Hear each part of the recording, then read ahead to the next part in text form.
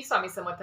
म्हणजे 18 जानेवारी 2026 रविवार या दिवशी आपल्या सर्वात मोठी आणि शक्तिशाली आणि सगळ्यात महत्त्वाचं म्हणजे नवीन वर्षातली सर्वात पहिली अमावास्या आलेली आहे, जिला मौनी अमावास्या म्हटलं गेलं आहे. आता प्रत्येक महिन्यामध्ये अमावास्या तिथी तर असतेच, पण मौनी अमावास्या तिथी जी आहे ती वर्षातून फक्त एकदाच येत असते. त्यामुळे तिला खूप जास्त महत्त्व प्राप्त झालेलं आहे आणि पौष महिन्यातली अमावास्या आहे. तर मंडळींनो, या दिवशी किंवा अमावास्या तिथीला आपण जे काही उपाय तोडगे करतो किंवा हवन, तर्पण, पितरांच्या स्मरणार्थ ते सर्व काही लवकरात लवकर फलप्राप्ती आपल्याला देत असतं.